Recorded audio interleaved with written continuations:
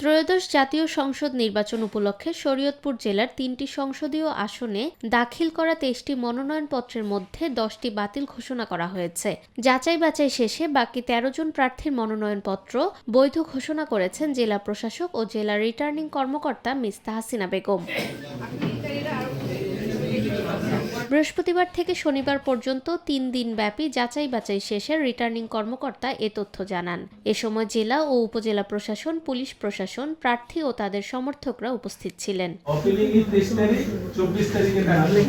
শরীয়তপুর ১ পালং জাজিরা আসনে ৯ জনের মধ্যে ৩ জনের মনোনয়নপত্র বাতিল হয়। ভোটার তালিকার তথ্যগত ত্রুটি ও ব্যাংক হিসাব সংক্রান্ত জটিলতার কারণে এসব মনোনয়ন বাতিল করা হয়। এই আসনে ৬ জন প্রার্থীর মনোনয়নপত্র বৈধ ঘোষণা করা হয়েছে।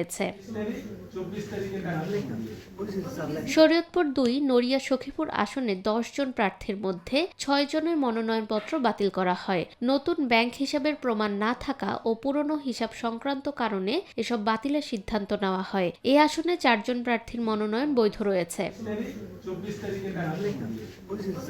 শরীয়তপুর ৩ ভেদরগঞ্জ ডামুডা গোসাইরহাট আসনে ৪ জনের মধ্যে ১ জনের মনোনয়নপত্র বাতিল হয়। ব্যাংক হিসাব পুরনো হওয়ায় জাতীয় পার্টির প্রার্থীর মনোনয়ন বাতিল করা হয়। বাকি ৩ জনের মনোনয়নপত্র বৈধ ঘোষণা করা হয়েছে। ত্রয়োদশ জাতীয় সংসদ নির্বাচনে শরীয়তপুর ১, ২ এবং ৩ থেকে মনোনয়নপত্র গ্রহণ করেছিল মোট ২৯ জন এবং দাখিল করেছিল ২৩ জন। তার মধ্য থেকে আমরা যদি টোটালটা বলি ১, ২, ৩ টোটাল করে যদি বলি, আমরা বৈধ প্রার্থী পেয়েছি ১৩ জন এই ৩টি আসনে এবং বাতিল হয়েছে ১০ জনের। তো বাতিল হওয়ার পেছনে মেইন যে কারণটা ছিল, যারা স্বতন্ত্র প্রার্থী, আপনারা জানেন যে 1% ভোটার তালিকা যাচাই করতে হয় র্যান্ডম স্যাম্পলিংয়ে। সেই ক্ষেত্রে অধিকাংশেরই আমরা সেটা সঠিক পাইনি, সরেজমিন তদন্তে সঠিক পাওয়া যায়নি, অনেক মৃত ভোটারও পাওয়া গিয়েছে। এটা ছিল একটা কারণ। আরেকটা কারণ ছিল যেটা হলো যে প্রার্থীর স্বতন্ত্র নির্বাচনী ব্যয় নির্বাহের জন্য স্বতন্ত্র যে কোনো তফসিলি ব্যাংকে স্বতন্ত্র একটি ব্যাংক অ্যাকাউন্ট খুলতে হবে।